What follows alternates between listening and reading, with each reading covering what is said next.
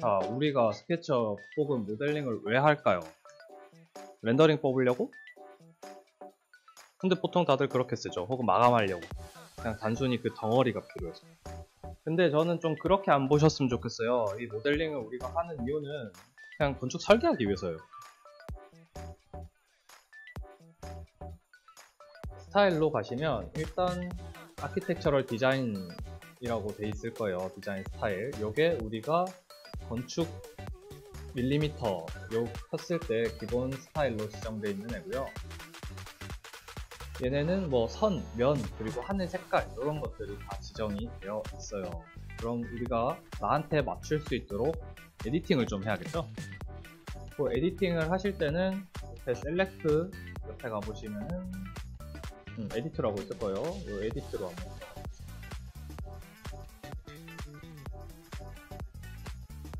요 것들은 각각 요 아이콘 하나의 기능 하나라고 보시면 되고요. 그 기능이 여러 개가 뭉쳐있는 애들은 이렇게 보시는 것처럼 이렇게 세모가 남아있어요. 이 세모 클릭해 보시면은 뭐 부가 옵션들이 이렇게 나오고요. 단순히 직사각형 렉탱글을 하나 그리더라도 다른 렉탱글 그리는 방법도 있고 원도 있고 폴리곤 뭐 이런 식으로 다 다양한 걸 보실 수가 있어요.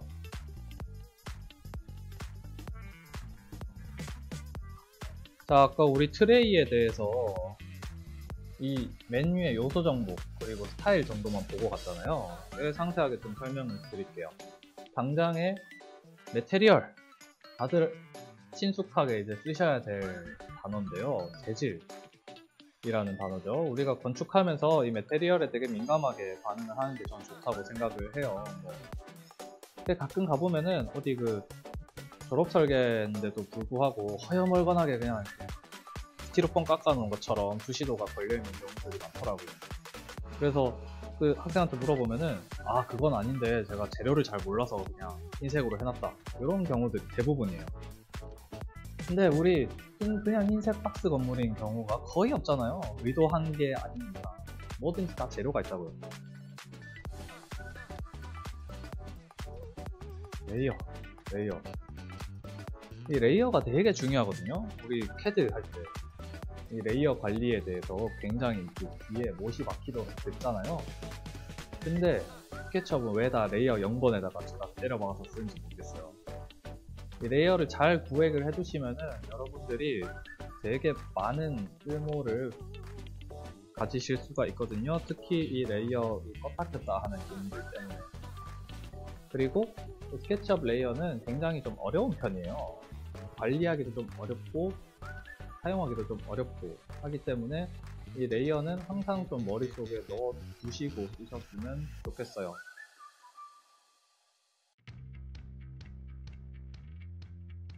스케치업의 또 강점 중에 하나예요. 이 섀도우 기능이 되게 잘 돼 있어요. 그리고 시뮬레이션도 어느 정도 할 수 있도록 구축이 되어 있고요. 실제로 여기 보시면은 이렇게 시간대 이렇게 쫙 나와 있죠.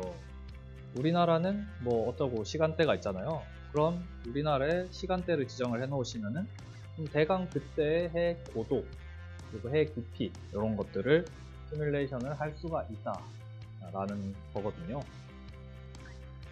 뭐 아무데나 지정을 해놓고 여기 이 버튼 한번 눌러볼게요. 쇼 섀도우인가? 뭘로 되어있죠? 뭐 어쨌든 그거 눌러보시면은 이런 식으로 그림자가 이 바닥에 생기는 걸 보실 수가 있을 거예요.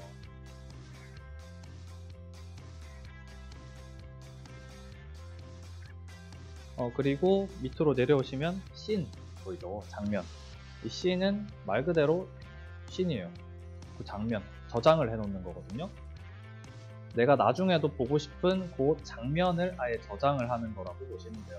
이렇게 그냥 아무데나 뷰를 잡아 놓으시고 플러스 버튼 누르시면은 뭐 어쩌고라고 떠요. 그 다음에 스타일이 변경되었는데 그 스타일을 변경을 할 거냐 말 거냐 요거를 물어보는데 요거는 제가 같이 보면서 말씀을 좀 드릴게요. 자, 우리가 배경 허여물 권합해 하고 그림자는 껐고요. 그리고 그냥 요런 투시도 뷰에서 뭔가 장면을 하나 저장을 해놨죠. 근데 제가 세팅을 다시 한번 그래서 하늘도 키고요, 그라운드도 키고요, 배경 색깔도 다르게 바꿨어요. 그리고 이번엔 이렇게 볼 거예요. 그 다음에 그림자도 키고 시야도 이렇게 하자.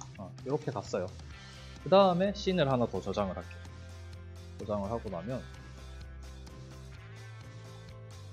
뭐 아무 변화는 없죠. 근데 우리가 아까 저장했던 장면 1, 씬 1로 가볼게요. 하면 뿅 하고 원래대로 돌아와요. 그 다음에 이제 제일 밑에 있는 이 아웃라이너, 이 아웃라이너 같은 경우에는 뭐냐 이 그룹 그리고 다른 컴포넌트 객체 이런 것들을 되게 쉽게 선택할 수 있도록 도와주는 애예요. 근데 얘는 뷰포트 상에 존재하는 애들만 뜨거든요. 보면 지금 마크가 한 명 있잖아요. 이 마크를 눌러보면 얘가 바로 선택이 돼요. 이런 식으로. 그 다음에 구성 요소 이거는 뭐냐 해보니까 아 얘구나. 그룹 이런 식으로 바로바로 선택을 해줄 수 있을 수가 있고요. 자, 이 컴포넌트 같은 경우에는 만드실 때 이름을 변경하거나 컴포넌트에서 이름을 바로 변경해가지고 쓸 때 되게 관리하기 쉽게 만들 수가 있거든요. 근데 그룹은 만들 때 내가 이름을 뭐 입력하거나 이런 거 못 보셨잖아요. 그럼 어디서 이름을 바꾸느냐? 여기 이 아웃라인에서 클릭해 보시면은 이름 바꾸기라는 게 있어요. 체인지 네임.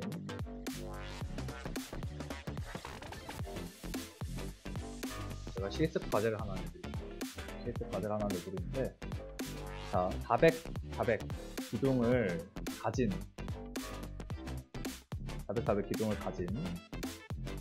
그 12m짜리 1층 건물을 하나 만들게요. 그거를 만들려면 뭐가 있어야 될까요?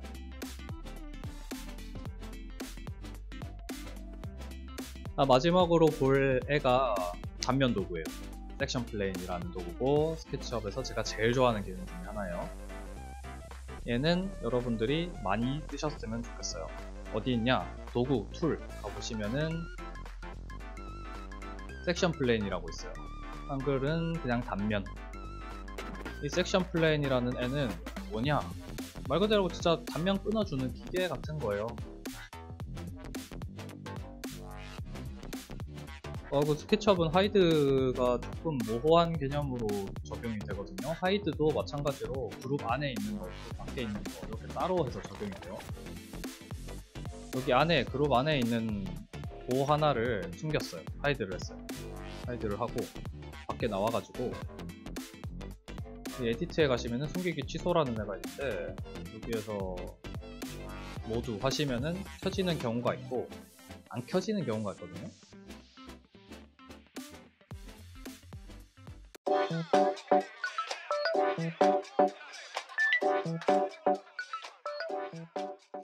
자, 설치를 다 하셨으면은 이 뭐뭐가 어디에 있나를 좀 보실 수 있거든요. 이게 루비를 설치하고 나면요, 이렇게 멋있겠냐 이거. 이렇게 이모티콘 아니죠, 뭐지? 버튼으로 보이는 애들이 있고요. 그 다음에 이 맨 위쪽에 익스텐션 여기에서 그냥 텍스트로 이렇게 돼 있는 애들도 있고, 또 어떤 애들은 오른쪽 클릭했을 때 뜨는 애들도 있거든요. 여기서 보시면 뭐 이렇게 뭐 얼라인 툴, 뭐 미러, 로테이트, 뭐 드랍 GC, 조인트 푸시풀 뭐 이런 식으로 뭐 트림 이런 식으로 막 보이잖아요. 이게 텍스트로만 써져 있는 애들이 있거든요. 그 특징들이 다들 조금 달라요.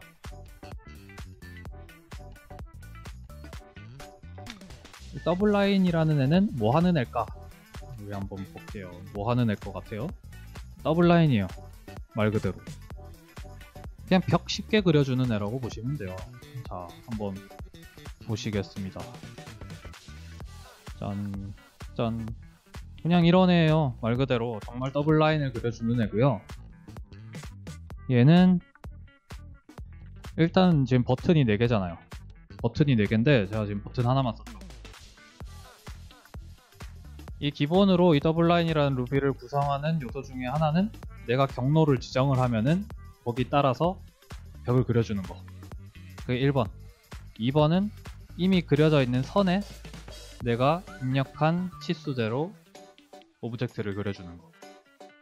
그리고 맨 마지막 거는 그 오브젝트에 오프닝을 넣는 거예요.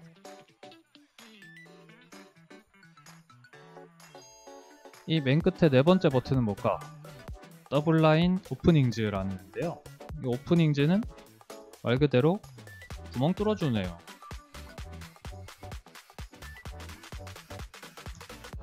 자, 기존에 이 창문 자리여가지고 구멍을 뚫어야 돼요. 구멍 뚫으실 때 이런 식으로 온페이스 하셔가지고 오프닝을 하셨다면은 이제 그냥 버튼 한번 눌러주시면 되거든요.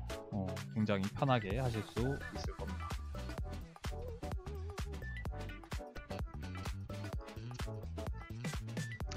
그 다음에 보려는 얘예요.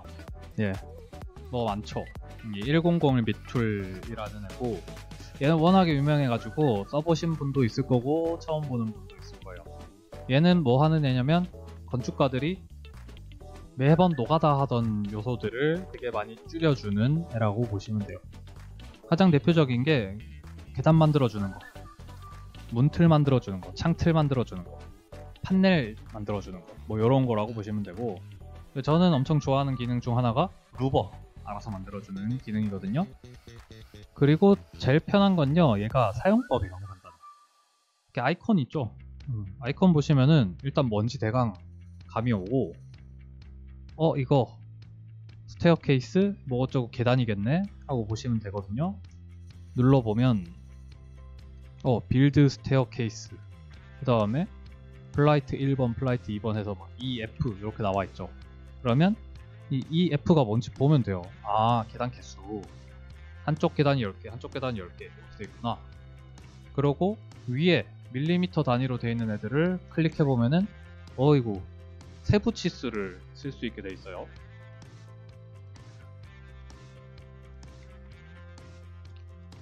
이 스플라인 그려주는 툴들인데요. 이 스플라인 그려주는 툴들은 종류가 뭐 몇 가지 있어요.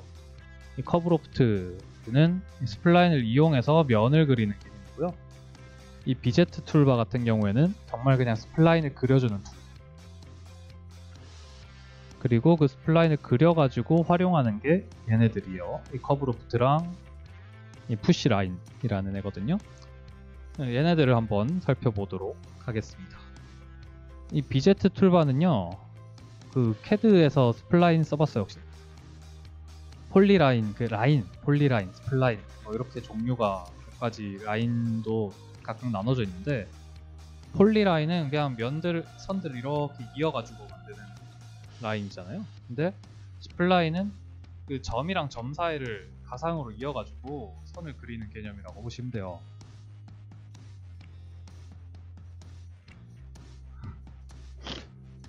자, 그리고 이 커브로프트라는 애도 지금 없을 거거든요. 이 커브로프트는 뭐 하는 애냐면 말 그대로 로프트라는 기능을 사용할 수 있게 만들어주는 애인데요.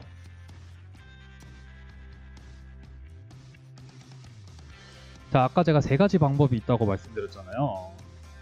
그거 중에 제일 쉽고 제일 허무한 방법을 하나 알려드릴게요. 자, 콘타 라인을 하나 들고 와요. 라인 들고 오신 다음에 이렇게 뭐 박스를 하나 그리자고. 박스 하나 그리고 이 라인 있는 선까지 이렇게 쭉 한번 밀어볼게요. 그러면은 이렇게 면이 분리가 되잖아요. 콘타를 다 만들었어요. 만들고 나면 뭐 만들어야 돼요, 다음에? 응? 뭐라고요? 잘 안 들리는데 어쨌든 메스 만들면 되겠죠. 주변 건물. 이 주변 건물 만들 때도요, 방법이 두 개 있어요. 하나는 경사지 대응, 하나는 그냥 평지. 평지가 사실 훨씬 편하겠죠. 근데 경사지에서 만드는 방법, 평지에서 만드는 방법 둘 다 볼게요.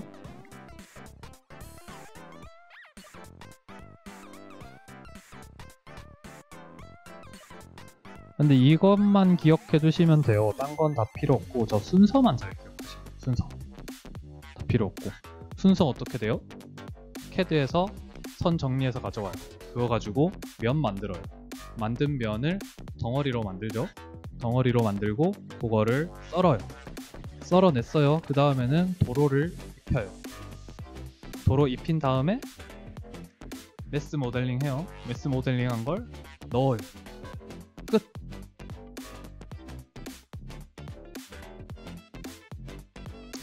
자, 일단은 미러, 로테이트, 얼라인 얘네부터 좀 보고 갈게요. 여기 툴바 켜보시면은 뭐 큐릭 어쩌고 저쩌고 저쩌고 있죠.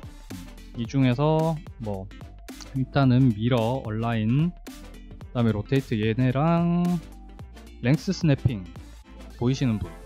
있으신 분? 있으시면 키고 없으시면 다운받으시면 돼요 그냥.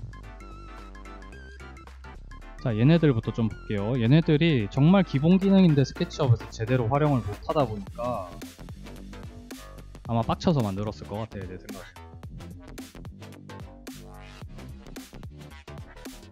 자, 그리고 마지막으로 볼 룹인데요. 얘는 되게 뭐랄까요, 좀 반장난스러운 애예요. 클로스 워크라는 애거든요. 클로스, 천, 뭐 옷감, 이것들을 스케치업 상에서 구현해주는 애예요. 그래서 뭐 막상 쓸 땐 없어요. 막 써먹으려다 보면 쓸 땐 없는데 어떤 건지 한번 시연해서 보여드릴게요.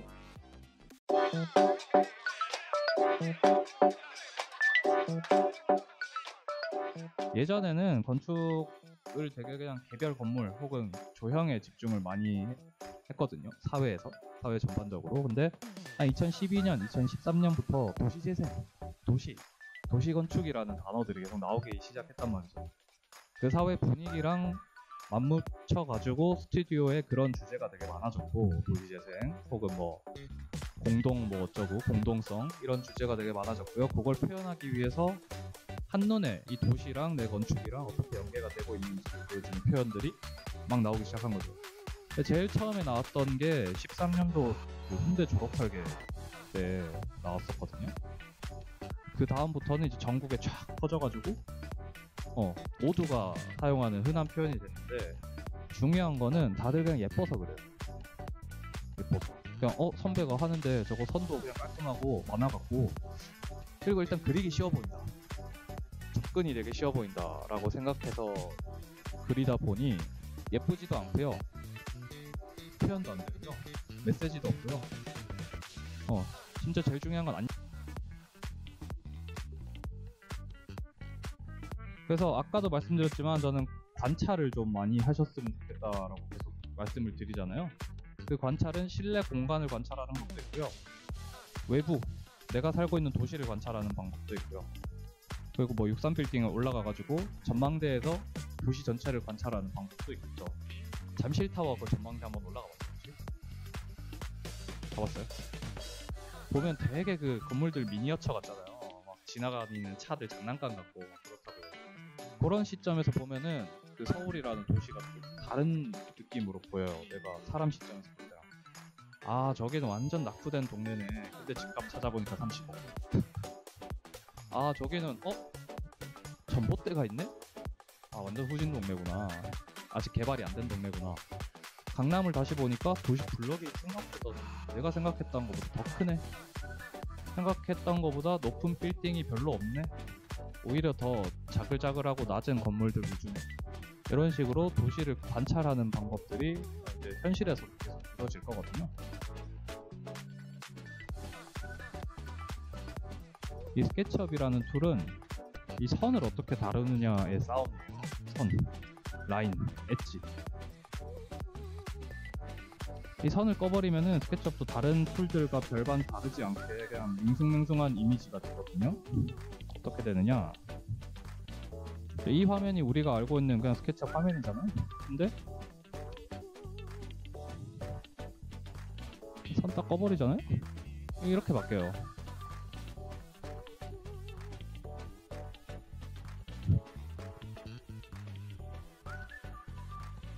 자, 저 요소들은 어차피 단면할 때 또 설명을 드려야 돼서 여기 이 정도까지만 좀 보고 가겠습니다. 근데 여기 보시면 위에 스타일, 그리고 뭐 이렇게 돼 있고 건축 설계 스타일 6 뭐 이렇게 돼 있잖아요. 그 밑에 설명이 이렇게 돼 있고, 기본 면 색상, 뭐 프로필 가장자리, 발명 어쩌고저쩌고. 이게 왜 저렇게 이름도 있고 설명도 있을까? 스타일이 많기 때문이죠. 프리셋이 많아요. 스케치업에서 기본 제공하는 일단 프리셋들이 되게 많다.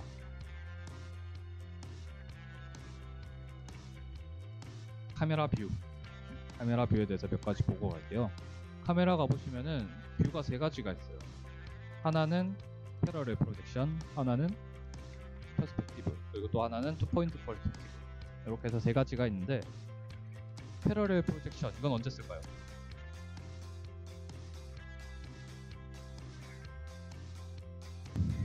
그러고 나면은 뭐가 중요할까? 이 이미지를 조감도를 그려내야 돼. 그때 어떤 요소로 어떻게 채워야 될지 그런 것들을 이제 좀 알아내야 되잖아요. 저는 그래서 한 6가지 정도로 구분을 좀 해놓고 여러분들한테 항상 말씀을 드리거든요.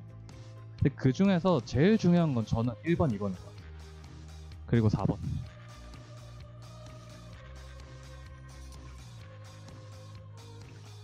원래 어떤 느낌이냐면 저런 식으로 가상의 객체를 뿌리면 렌더링 눌렀을 때 뿅 하고 렌더링에서 나오는 뭐 그런 기능을 하는 애거든요. 뭐 이런 식으로 이런 기능을 하는 애인데 저 가상의 네모들을 우리가 실제로도 만들어줄 수 있다는 거고, 특히 이런 기능이 되게 좋아요. 이렇게 내가 지정한 부분들 이렇게 뿌리고 혹은 지정한 부분을 없애고 하는 것들.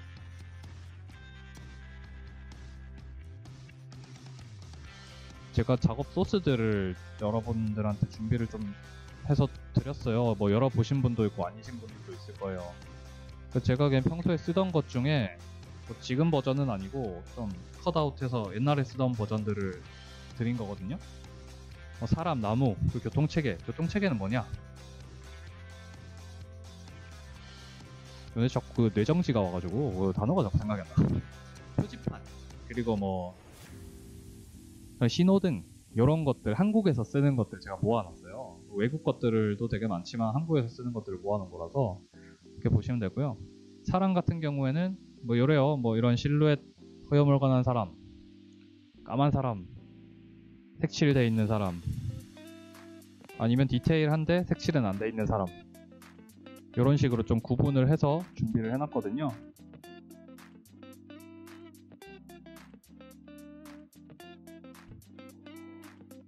그래서 예제 보시면은 제가 조감도용이라는 예제를 하나 만들어 놨어요. 조감도용이라는 예제를 하나 만들어 놨는데 이걸 오늘 하느냐? 안 할 거예요. 숙제예요. 집에 가셔가지고 얘를 완성하시는 게 여러분들 숙제. 그 얘를 완성한 얘를 가지고 단면도까지 만드시는 게 숙제예요. 그러니까 이미지가 2장이 있어야겠죠? 어떤 이미지냐? 제가 이렇게 예제를 만들어 놓은 게 일단 기본 구축은 다 해놨어요. 여러분들이 저 도로를 엄청 어려워해요. 특히 도로를 엄청 어려워하기 때문에 이렇게 그냥 듬성듬성 놔둔 메스들은 여러분들이 뭐 조각을 새로 하셔도 되고 안 하셔도 되고 상관은 없고, 근데 요 밑에 이런 조경들이나 외부 패턴들을 다시 바꾸기엔 시간이 너무 많이 걸리니까 저기에다가 내가 의도하는 바대로 다시 나무를 심고 다시 패턴을 조금 짜서, 자 까놓고 얘기해보자. 우리 까놓고 얘기해봐요. 단면 몇 번 그려요? 마감 때 한 번, 중평 때 한 번, 끝. 1년 4번 그리겠네요. 그럼 1년에 4번. 그러니까 어렵죠 당연히. 근데 제가 설계 방법으로 추천드리는 건요, 좀 많이 그리셨으면 좋겠어요, 단면도를. 근데 단면도를 그리라는 게 아니고요, 단면 공간 검토를 계속 좀 많이 했으면 좋겠다는데.